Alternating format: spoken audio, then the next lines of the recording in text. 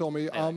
One thing that statistically seems really important is like when a player gets an early lead in a match, like wins the first hole or one of the first 3 holes, and it's something you've been really good at. Just wondering, like, how do you get good at that? How do you, like, do you practice? Do you try to be more aggressive on early holes, for instance, or how does that work? That's a good question. I think, yeah, I think definitely Luke at the last Ryder Cup in Rome, I think did a really good job of drilling that into us. It goes both ways, right? Like statistically, fast starts are obviously an advantage, but if you go 1 down, 2, 3, you don't want to start thinking, well, you know, odds are stacked against me. So it does go both ways. But I think, yeah, Luke was the one that pointed it out first, definitely in Rome, and made us aware of that. I think we have been aware and practiced that as a team. But I think, yeah, you just. It's not something that we really focus on when you stood on the first tee, because like I say, you don't want to be in a position where, you know, you lose a couple of holes early on and you're like, well, you know, we wanted to get a fast start and now we're down. So I think we've practiced it as a team over the last few years, and we've added a bit more focus to it. And I think it's probably one of those things that's just happened to go our way rather than us being really, really, you know, strict and focused about it. But yeah, I hope it continues, really. Fast starts are good. Right here on 3. Tommy, there are concerns among some quarters this week that the crowd could go from rowdy, maybe even to hostile. How comfortable do you think the families of the European team feel about coming onto the course, and are they planning to follow you around as usual? Well, I think, first and foremost, I think I mean, for us this week it's an away crowd, but I do say that the home crowd are a big part of what makes the Ryder Cup so special and so unique to us. We don't, as individuals, you obviously don't get to play in front of a home or team atmosphere, if you like. It's always kind of crowd supporting the individuals. But I think that energy, that passion, and that home team environment is something that plays such a big part in the Ryder Cup. And I think you have to embrace that, enjoy it, and look forward to it, even when you're the away team. So I'm kind of looking forward to that. And I think we've all discussed as a team and who feels comfortable, how the family would feel comfortable, what they want to do. I don't necessarily think that's part of, you know, the away crowd is like a reason for that either. It's just, you know, do they want to be out there and support? Do they want to spend the whole 18 holes? Do they want to follow someone else? It's not just when the families are here. It's not just the families aren't just here for you. We're all part of Team Europe, and whatever that involves in whoever that involves supporting out there, that could be very, very different. So I think it's something that we've all discussed, and it's one of those things. You know, it'll be very fluid throughout the week, but I'm sure it's all going to be great. Up to 13. Hi, Tommy. You've got a great record in this event. What is it that makes a great partnership in Ryder Cup? Is it more to do with the golf, more to do with personalities gelling? And if you're playing with Rory this week, in terms of we're talking about hostility, he always seems to be maybe the public target #1, I guess. Are you okay with dealing with that? Yeah, good partnerships. I think the last few years, statistics have played a big role in that. I think the game has gone more in that direction, and I think there's definitely statistically partnerships that can suit each other very, very well. Of course, you need to have, especially in foursomes, you need to have some kind of like emotional connection, if you like. You need to be close and get on, but that has never been anything that we've needed to worry about in Team Europe, that's for sure. I think we've always been very blessed and very lucky with like how close our team is and how close our team becomes. Like individually, it's a good partnership. Like get a good partner, that always helps. That's a good way of having a good partnership. But yeah, as a Rory, I think whoever gets to play with Rory this week, like what a privilege, what an amazing thing to be able to do, to stand next to him on the golf course and play alongside him. He's one of, if not the greatest player of our generation. Yeah, like the energy that I think he brings to your team, that he brings to the Ryder Cup, I think is amazing. I think it's great, and you know, if I'm one or one of them that gets the chance to play against him, I will love that opportunity, and I'll be there to, you know, whatever energy he decides to bring, I'll be there to support him and be a good partner of him. Over to 14. Hey, Tommy, how much did what happened at Whistling Straits play into your preparation and motivation for Rome? And do you believe the U.S. might have a little chip on their shoulders because of what happened in Rome? Yeah, I think absolutely. When you've lost a Ryder Cup, like for us, 100% at Whistling Straits, I mean, we took there's no other way of putting it, we took a hammering. We didn't, I think all of us that were on that team didn't feel like we did ourselves justice in the way that we played, and never really gave ourselves a chance. We were behind from the get-go there, and we lost that one. But I remember on the plane home, so that was, you know, the day after, we were all, as a team, we were all looking, you know, we're all thinking, what are we going to do now? You know, there's 2 years to go. First of all, we all want to start working to get the chance to have a go at it again, and sort of avenge ourselves in that way. But then, you know, looking at the process of what can we do more? What can Team Europe do or add that can give us a better chance in Rome? And I think when you've lost one, yeah, of course you have a chip on your shoulder. Like you have that feeling of hurt. I think one of the most motivating things you can have is watching the other team celebrate when, you know, you've lost. And no matter how great of a time, like some of my best memories in the game were from Whistling Straits. Like, you know, we got hammered on the golf course, but as a team and how close you become and the moments that we drew on that week are still some of my best memories in the game. But also that hurt and watching those guys celebrate when, you know, you didn't feel like you didn't do yourselves justice, I think is one of the most motivating things you can have. And it came to Rome, you know, and a sort of, I guess it was a very new look of a team, and a home crowd, home advantage, and we took that. So like actually, you know, winning that one was really, really satisfying. And of course, you know, the American team will have similar sort of feelings. They'll have been hurt from last time, and they'll come here and want to win and be at home and want to win in front of their home crowd. So, and that's just as it should be. Let's go back to back up there on 20. Tommy, it's a strange scenario this week. In the practice round, you're encouraged to engage with the fans, and then when the event starts, not engage with the fans. How important is that first part?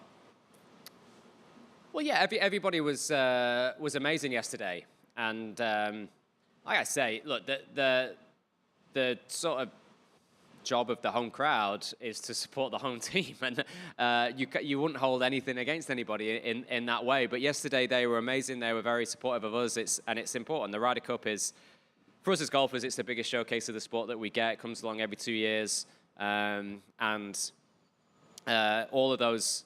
I look back at my, you know, my favorite Ryder Cup moments and shots that I might have hit, or you look back down the years.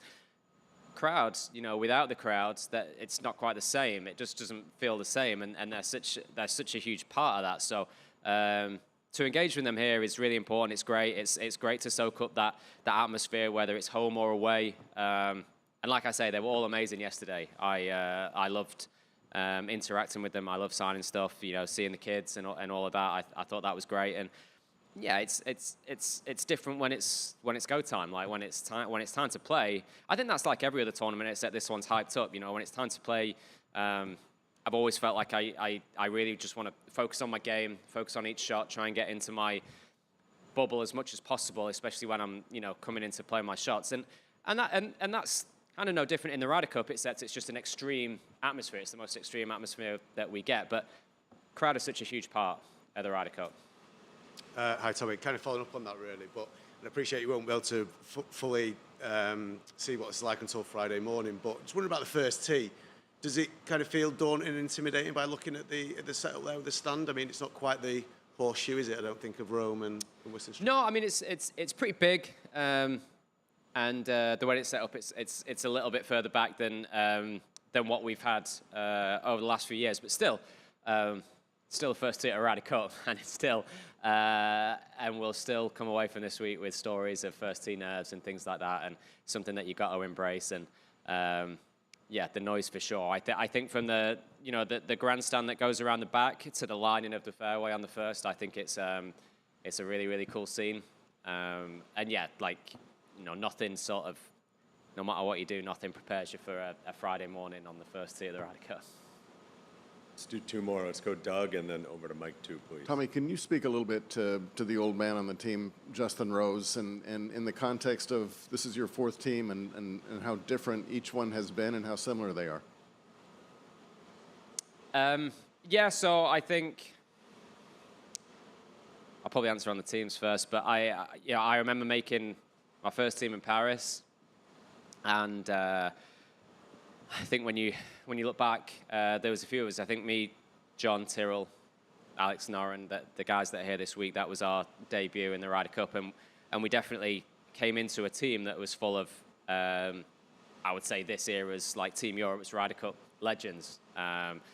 So that was very cool. And you look back and you look at that one, and then as you've seen like Europe take a transition over the last 2 or 3 years into what the team has now become, and that always happens. Like it just things transition, and now we've got this group of players. But that was, I think, Paris and Whistling Straits was very much those guys that had been stalwarts of Team Europe for a long time, that have had so much success, that had so much experience. Being part of those teams was amazing, and you had those natural leaders in the room. And then to Rome and this one, I guess it's kind of a little bit changing of the guard in terms of experience, but I think the team now is more. I think everybody's a bit more on a level playing field, and you have your guys that are, Rory. I mean, as if he's playing an 8th Ryder Cup. I mean, it's unbelievable. And then there's Justin, and I think you look at those personalities, and Justin's always been someone I've been close to and looked up to in the way he conducts himself and the way he goes about his game. He's very much a leadership by example person. He doesn't need to raise his voice or speak loudly or be that motivating force in terms of that. He's there. He has plenty of words of wisdom, and he leads by example in how he prepares himself and how he conducts himself on the golf course. And I feel lucky that I've been able to spend so much time with him and learn so much from being around him in terms of how he does things. And he isn't going anywhere anytime soon, I don't think. Who's the noisiest guy on your team? Noisiest? Well, there's a few of them. I'll probably give Rory that mantelpiece. Go ahead. Hi, Tommy. Good morning. Over here. Sorry. I guess that golf can sometimes be quite a lonely sport, so I wanted to ask you about the level of comfort that you get this week as a player from knowing that really no matter what happens, you're going to have 11 others standing by you as a team, and what that changes in your approach to the whole game. Yeah, I think being part of a team is really beautiful. It's something that we don't get to do week in, week out, and especially something like this where there's so much, there's so much history about the Ryder Cup, and I think being part of Team Europe, I've always been made so aware of the legacy that is Team Europe. We're sort of carrying that right now, but there's a time when we won't be playing, and there'll be plenty others that come after us. There's plenty that have been before us. And I think it's such a privilege and a luxury that we get to do that all together. Like the team being with the 11 other players, the vice captains, the captain, the backroom staff, having that support network, having those guys that make you want to be the best version of yourself. I mean, when you're playing individually and you turn up in a, crappy mood on the day, you just don't have to speak to anyone. You just like get on with it. But I think every day when you turn up as part of Team Europe, it drives you to be the absolute best version of yourself. And whether you're playing well, whether you're playing bad, whether you're feeling tired, whether you're feeling great, you just you do what is best for the team and you try and give your all. And I think it just brings out the best in all of us. Thanks for your time, Tommy. We appreciate it. Thank you.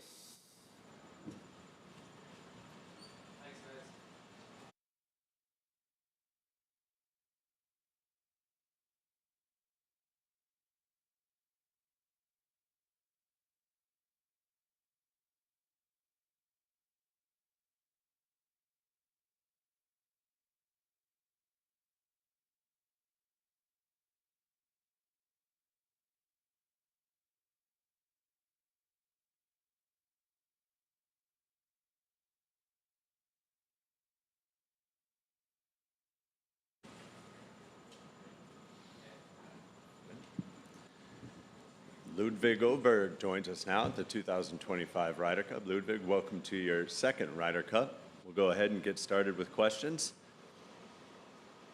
Go ahead, Luke. Hey, Ludvig. I'm curious where you fall on the, what's your general giving putts strategy? Are you a nice guy? Are you tough? Where do you kind of land in this spectrum? I think it depends on the situation. It depends on where you are in the match. If you're early, if you're late, what the scoreline looks like. I think in general, I like to be on the conservative side of, you want to win matches by making birdies. You want to be aggressive. You want to make putts to win matches. So that's the way I view it, but it's definitely going to be, based on where the match is, what the scoreline is, and what the situation calls for. Where's the kind of general circle of trust for you? 3 feet? Yeah, I think it depends too. If it's a downhill slider, if it's an uphill straight, I think that's a little different too. But if we're playing at home with our buddies, it might be a little bit different from playing a Ryder Cup in New York. But I'm looking forward to it. It's going to be awesome. It's going to be really cool. Doug? Lud, what kind of an adjustment was that last time, going college, individual, team setting, and do you feel more prepared or any different this time around?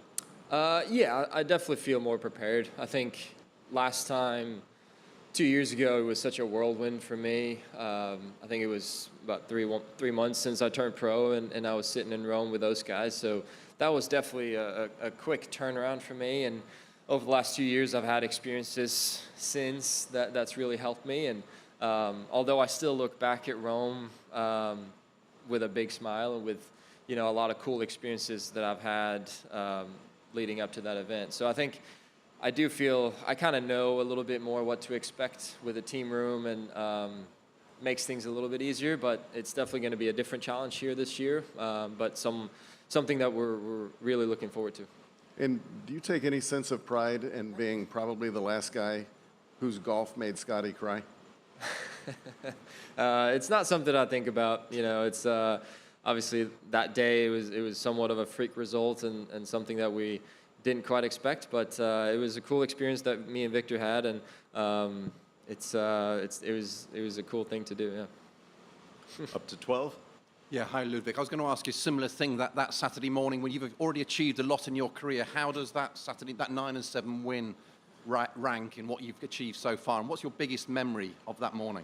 Yeah, I think the biggest thing that I'd take away from those couple days, and maybe especially that morning, was just the validation for myself, and that I'm able to do that. Because obviously before I played in Rome, I hadn't even met those guys. I've never shaken their hands, and I'd never have a conversation with them. So for me to get there and to bring out a result like that was a big deal for me personally. To know that I'm able to beat those guys at times, I'm able to compete and play good golf against them. So that's the biggest thing that I take away. And I had a really good partner that day, which always helps. So, but it was a cool experience, and probably something that I won't forget.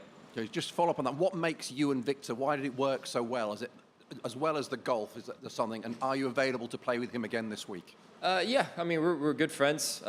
We speak the same language. We come from a very similar background. Obviously, he grew up in Norway, and Sweden are very close in terms of the cultural environment, and yeah, we get along. He's a funny guy to have funny conversations with. It can go in any direction that you don't really expect, and it's we had a good time in Rome, and we've played multiple practice rounds since, and our caddies get along great too. So it's a good friend to have on tour and in the team room here. So just on one more. What's the wackiest thing he comes out with this week? Can you think of an example?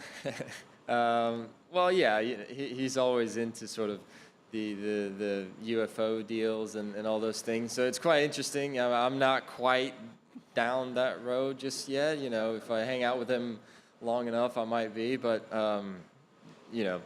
again, you never really know where it's going to go, which is quite interesting. Up to Martin. Luke Donald's talked about needing a different plan from Rome to win an away Ryder Cup. From a player's perspective, do you sense that is the case?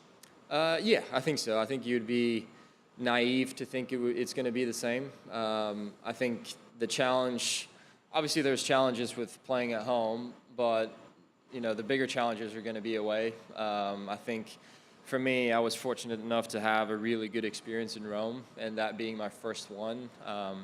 But I think this one's going to be a little bit different.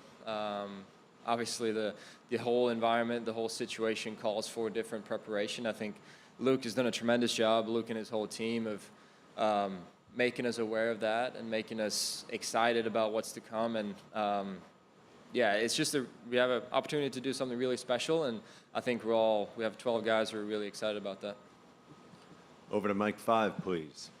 Ludvig, yesterday you guys got out there for the first time in front of the fans, in front of the crowd. So much has been made about them. I'm just curious what that experience was like for the first time, and if you heard any of the chirping that you guys are anticipating over the next couple days when the tournament starts. Yeah, it was great. It was awesome. It was it's such a cool, iconic place, right, Bethpage, and it's that passion that the Ryder Cup brings out that you don't necessarily see in a normal tournament. So that's why we all love it. That's why we all think it's the best tournament in the world. And we're all looking forward to a good couple of weeks or a couple of days, and good challenging couple of days. But it's a cool environment to play golf in, and I feel very, very fortunate to be walking those fairways. Did you feel any of that? I should say, did you hear any chirps? Did you kind of get a sense of the crowd trying to get under your skin already? Yeah, there's always going to be a little bit of chirping going on. I think that's a part of sports. It's a part of athletics, and that's what makes it fun. That's what brings out these tournaments, and that's what we all love it. So yeah, you're going to be hearing a lot of things, which is a part of it. I think we'll wrap things up right here on mic 7. Yeah. I'll do Swedish then. Ja. Tjena Ludvig, Expressen. Jag tänkte bara föra upp lite mer på det här med om snacket, om det stök som väntas på banan här. Rory snackar om att det var funnits en virtual reality-utrustning för européerna för att vänja sig med det här. Är det något du har testat och hur var det i så fall? Ja, vi gjorde det. Det var på tisdagen på Wentworth, så hade vi en lagmiddag där vi alla fick varsitt VR-headset, och jag har aldrig testat det tidigare. Det var första gången jag någonsin testat VR-headset, så att det var en ny upplevelse för mig att bara ta på det glasögat, vilket är rätt häftigt. Det är rätt coolt och annorlunda. Men det simulerade första tee och hela inramningen där, och man kunde skruva upp och skruva ner högtalarna eller hörlurarna och höra lite från publiken och så här. Så det var kul. Det är sådana små saker som Luke och hans team gör för att förbereda oss, och gör det på ett väldigt bra sätt. Så att en cool liten grej, och faktiskt rätt imponerande hur likt det var när vi kom dit sen några dagar senare. Jag tänkte också bara på, du brukar ju ha med familjen, mamma och pappa och Olivia, och vi hade en story häromdagen om att även de runt om, liksom, spelarna kan drabbas av det här. Har du snackat något med dem om hur den här upplevelsen kan tänkas bli här? Hur har de reagerat på det? Ja, absolut. Jag har både mina föräldrar, mamma, pappa, min syster Linnea och flickvän Olivia och hennes familj är också här. Så att, det kommer definitivt vara en utmaning för dem också. Jag är okej med att höra lite ord och glåpord mot mig, men såklart tråkigt om de känner sig utsatta också. Men förmodligen kommer vi vara förberedda på det. Det kommer vara en del av det, och någonting som vi inte kan påverka, utan försöka möta det med ett glatt smile eller någonting sånt här, och ta det för vad det är. Tack. Do one more quick one right here on 4. Yep. Yeah, Ludwig, same 12 surnames as a couple of years ago. You're all just a couple of years older, but in what way is the team different to 2 years ago? And if it's stronger, in what way is it stronger?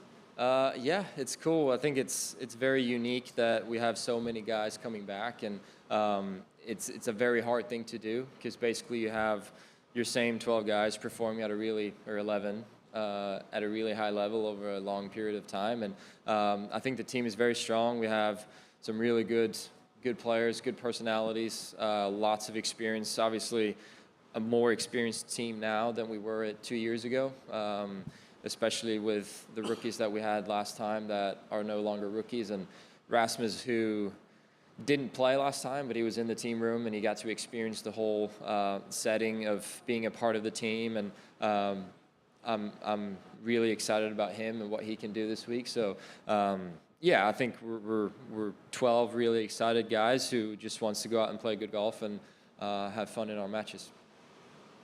Thanks for your time. We appreciate it. All right, thank you.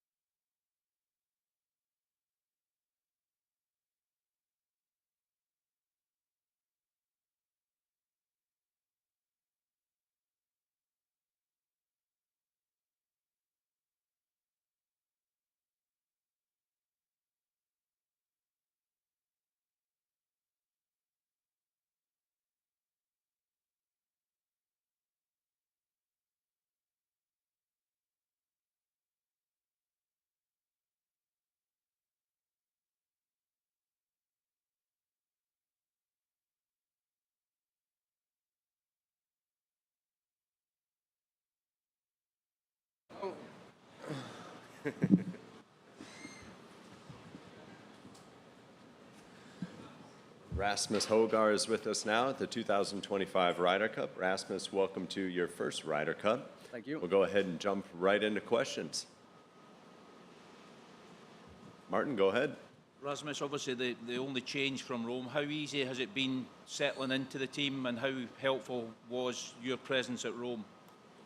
It's been pretty easy to get into the team. I've been called Nikolai pretty much half the time by everyone, but you know, I think the Rome experience made it you know, easier for me to get to know the guys a little bit better. So yeah, it's been good fun so far. Stay on mic 20. Hey, Rasmus, back here. Just wondered if you can tell us, like, you know, how are you your own man? You know, you're not your brother. What do you bring to the team differently? That's a good. I don't know. It's. I think obviously Nicola and I are very similar, so there won't be a lot of change in the team room. But yeah, I think, you know, the experience of Rome. I was there. I think as important it was for me to get to know the guys, I think it was important for them to get, you know, to learn more about, for them to learn more about me as well. So it's, yeah, I don't think it's going to be a big change for them. Over to mic 5. Rasmus, you have Thomas here, and he's been part of you growing up and becoming a great player. What does it mean for you to have Thomas here this week as well? It's very special. I've got a great relationship with Thomas. He's been around us for some years now. So yeah, it's a good support to have close to me this week. 5. Just you guys had the first opportunity to be out there on the course with fans in attendance. So much has been made about the crowd coming into this. I'm just curious what that experience was like with them there yesterday. And did you guys hear some of that chirping? Did you kind of start to feel the energy that's expected to be here when the event starts later this week? I think yesterday was a very good day. I thought the crowds were great. Got good support. So yeah, it's been so far it's been great. We know that there's going to be some situations out there, but I think we're all very much prepared for it. But it was definitely a very good start. Over to mic 6. Have you been trying to pick the brain of some of the, obviously 11 of these guys were there last time, but maybe some of the older veterans on the team to try and figure out what your first Ryder Cup is really going to represent? Yeah, I've spoken to Thomas quite a bit, but yeah, there's some very experienced guys in the team, so I think just being around them gives you a sense of calmness, and yeah, it's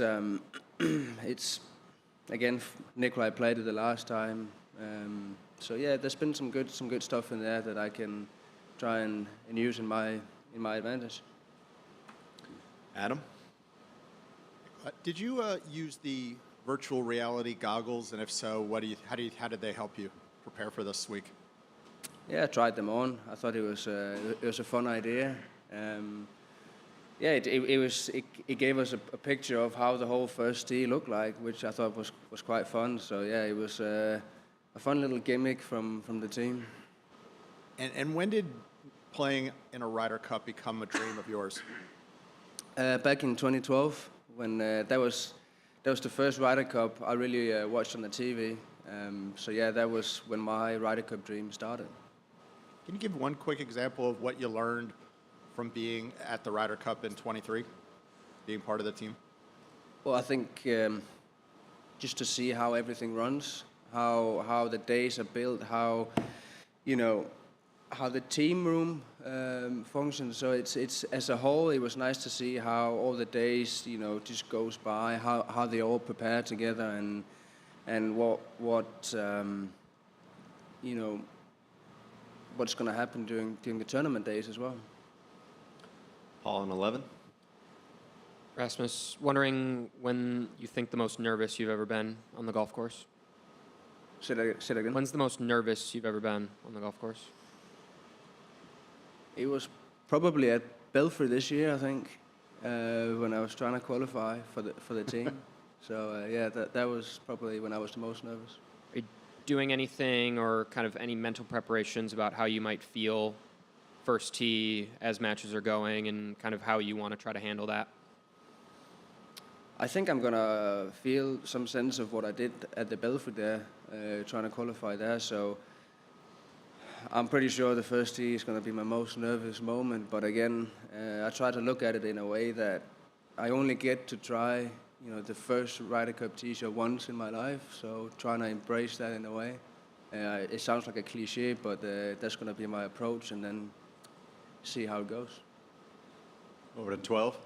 Yeah, hi, Rasmus. Given that you were involved in Rome 2 years ago, is there anything this year that has surprised you?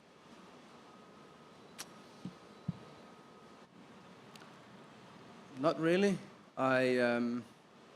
It's pretty much the same team. They only had to change one initial on the names. So no, I think everyone is still very much on the same page. I think I kind of fell into the group in a very smooth way. So far, nothing has really surprised me, I think. Just one follow-up. Did you know who Gianfranco Zola is? You're a big football fan. I do know who he is, yeah. And which is your football team, by the way, in England, you say? I know Thomas is laughing here, but it's Man United. Oh, I'm sorry. Doug? Rasmus, different, obviously, over here to your left, a different kind of noise at these Ryder Cup matches, but I'd be curious, when's the first time you experienced big noise at a golf tournament, and what was that like? I think first time for me must have been playing the PGA Championship for the first time over here. Where was that, do you remember? Yeah, I think it's 4 years ago. Can't remember where it was, but I think that was the first time I really, big crowds, a lot of noise, and with all of that, going around. What did it do for you? I thought it was quite exciting in a way. Something I hadn't tried before, so it's something that I, have to deal with better and better if I want to achieve what I want to achieve in golf. So I thought it was super exciting to try that, and then obviously spend more and more time over here now and get more of a sense of what it's like. John? Rasmus, you had obviously an experience of Luke in Rome, and now you've got a greater experience of him. How has he changed? How is Luke Donald captaincy in 25 different from the captaincy in 23? Here's the thing, I wasn't that much in the team room. I wasn't that much involved with how Luke dealt with the team. I was a little bit more back in the staff. So for me it's hard to really answer that. This time he's been great. He's been out early. Speaking to everyone who had a chance to be on the team and made everyone feel welcome. So. How he was as a captain in Rome, it's hard for me to really answer because I wasn't that close to the team. But this time, he certainly has us well prepared. We thought you were in the team room. Well, I kind of, but I wasn't in the team meetings. I wasn't in all of that because I wasn't a player. I was driving buggies that week, so I wasn't really involved with the team. And that was, also a decision for me. Is I'm not a player, so I shouldn't be in with everyone else. Mike 2. Rasmus, over here. You mentioned that you're still being called Nikolai once again. Where does that happen most times? Out there with the fans, or in general interactions, or do your teammates give you those names? It happens all the time. It's even like, for example, Shane sometimes just calls me Nikolai with that, and then he's like, "Oh, Rasmus is here," so it's all right. It is what it is. I'm used to it. I've been used to it for 20 years now, so it doesn't really bother me. Are there any particular good stories where you got confused, the two of you? We had we've never done anything crazy as such, but we had in school. I'm going to say back in the day, it sounds very good. We changed classes, and the teacher wouldn't notice for an hour and a half. We did that a few times, just to everyone in the class would know that we've obviously changed. But yeah, the teacher would know. So. We'll wrap it up one more over on 5. Rasmus, you said 13 years ago you started dreaming about this. How is it to sit at that podium, to have been out there these days and looking forward to Friday? Yeah, it's very special. It's it's fun to think that 2012 was that's where the dream started, and then I'm here now, so I'm very happy that I can live out my Ryder Cup dream. Great. Thanks for your time, Rasmus. We appreciate it. All right, thank you.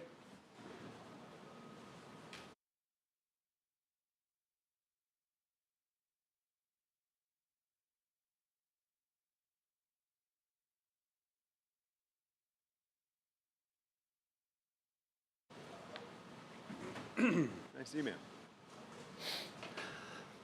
Hey.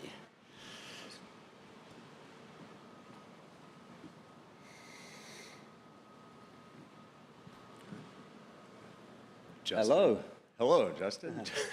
We're joined now by Justin Rose at the 2025 Ryder Cup. Justin, welcome to your 7th Ryder Cup. We'll go ahead and jump right into questions, starting up there with Martin.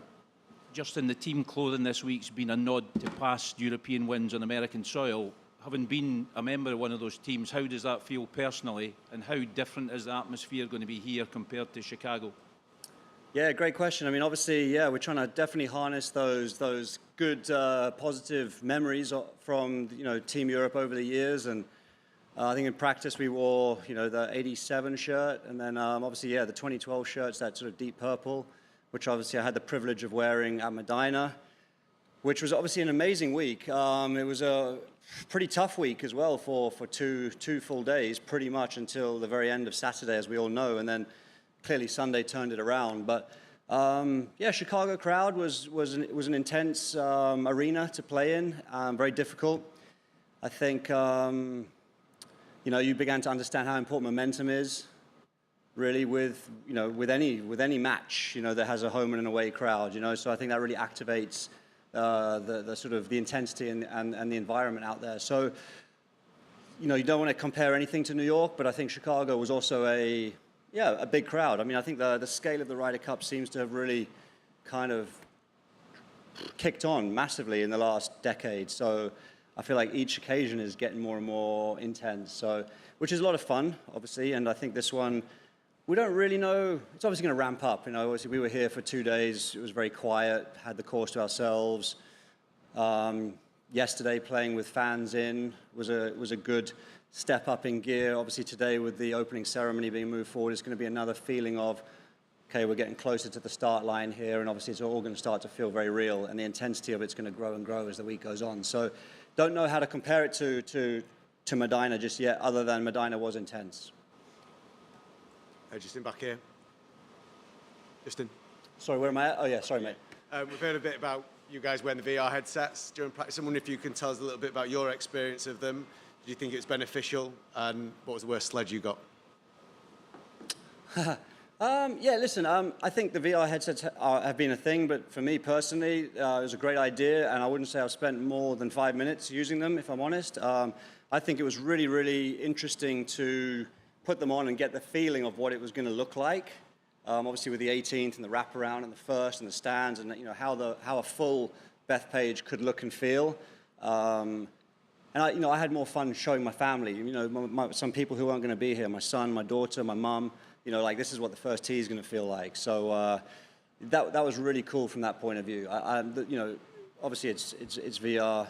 And there was the overlaying of just the US chants and things like that. So worth doing for sure, but a soft serving of it. Let's put it that way. And on 7. Yeah. How are you? Hey. Can you talk about Luke Donald's leadership qualities, and does one emerge as a leader, or are you born with that as a leader yourself? So what was the second half of the question? Excuse me. Does one emerge as a leader, or do you think a leader is born with those qualities? Yeah, I think that's a great question. I think Luke, he's always been more on the introverted side throughout his career and very much focused on his own game and, quiet and go about his business. And I think Luke has really emerged as a leader over the last couple of years, and I think he's really invested in himself as a leader, and I think he's grown tremendously as a human, right? I think he's probably learned so much through this process, and you know, I'm blown away by the work ethic that he's given this captaincy cycle. Both of them, you know, he came into it in Rome maybe 6 months behind where he would have been otherwise. Made up for it amazingly. I think his communication style has been incredibly consistent and on point, and I think takes a lot of the fuss out of it from a player's point of view. So, yeah, listen, it comes down to execution from a player's point of view always, but just good, clear captaincy, I think, kind of sets the tone and paths, paves the way for the players to kind of go ahead and focus on what's important, which is obviously on the golf course from Friday morning. So there's probably a million decisions Luke's had to make to give us no decisions. And I think that that's ultimately what the job of being a captain is. But yeah, I give Luke tons of credit for how much he's invested in himself. Let's get both of you at 12 there. Hi, Justin. You're a big Chelsea fan. What's it been like having Franco Zola around the place? Was he one of your heroes? What are your memories of watching him, and what's he been like? What's his role kind of around the team? Yeah, I mean, obviously, you know, Chelsea legend. Clearly, I'm a Chelsea fan. I didn't know he was coming this week, so it was a huge surprise. And literally, one of the first people I bumped into, I was coming around the corner of the hotel to the lifts and bumped into him. You know, just saying out there, you know, I meet a lot of really cool people in my life through the game of golf. But I was like, whoa, wow, hey, Jim Franco. Like, you know, it's like I was starstruck, which is amazing. You know, football hits different, especially back at home, and you know, obviously the career he's had, clearly. You know, I mean, listen, I've become more of an engaged football fan in the last decade, I would say. I have a 16-year-old son who's mad about his football, so it's really been more of a thing that we connect with now. So I'd say my history of football and really like knowing greatest hits and highlights, I'd be not quite there. But I mean, I think his energy, what he can provide, I mean, I think he's here just to sort of, in a sense, not, you know, like, let's call it fly on the wall, but I think if there's a moment that he observes and can kind of chime in and can understand the pressure or can understand momentum or, you know, locker room mentality, then obviously there's probably going to be something this week where he can relay a really powerful message. So hopefully he has that opportunity, because I'd love to hear it.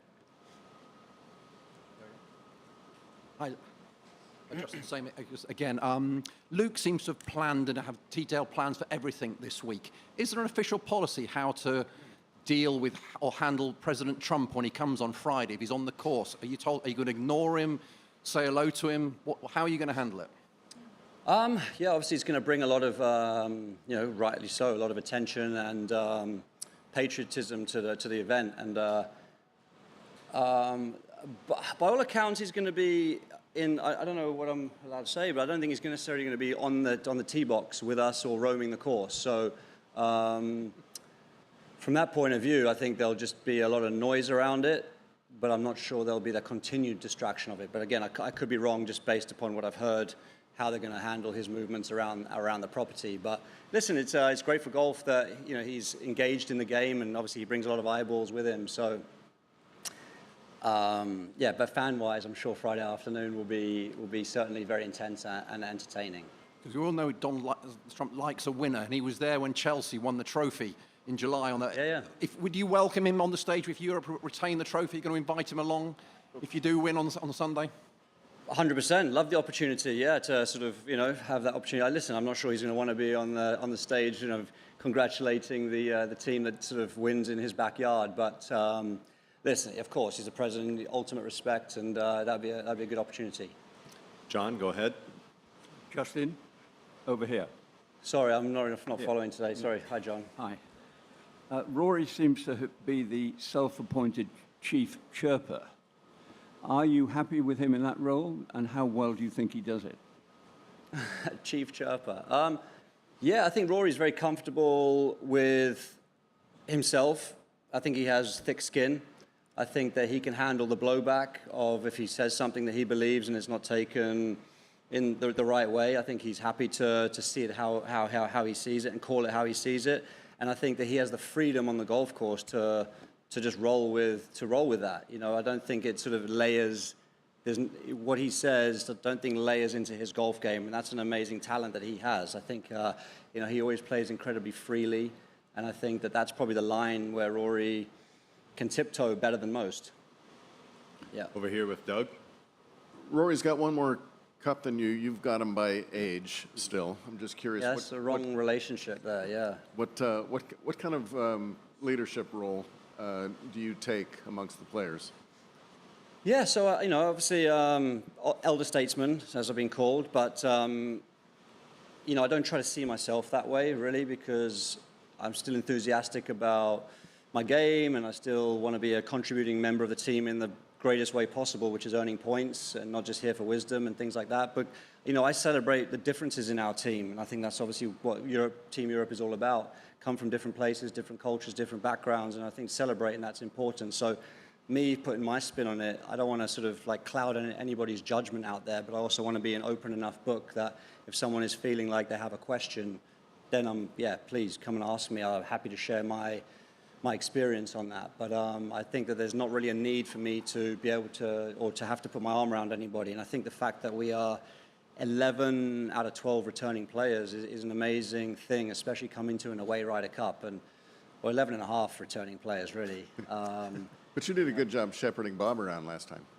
Yeah, no, for sure. Well, I got a lot of credit for that. But, whether I actually did or I didn't, I don't know. But, ultimately, to be the best leader is by being the best version of yourself and leading by example. So I think, that's what I felt like at the last Ryder Cup.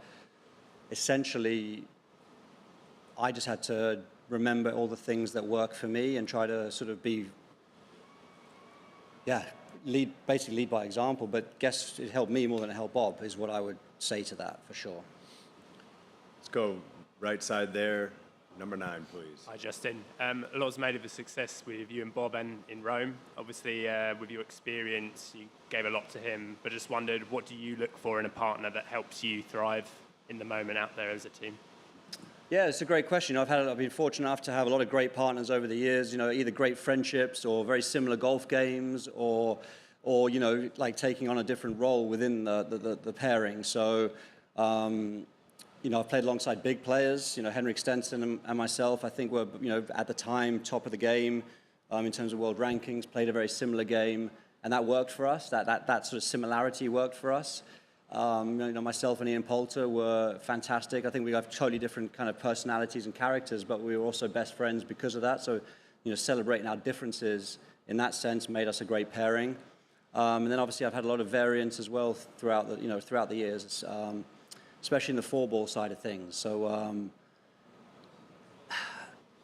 I think what makes a great pairing is just the fact of having that mutual respect, ultimately, and the ability to not feel like you have to say sorry to your partner, having enough of a comfort level where if things go wrong, there's not that moment where heads go down and you feel like you're letting one another down. Like that's kind of like the line you can't cross. But other than that, I think it's a pretty broad remit that what could make a good pairing out there.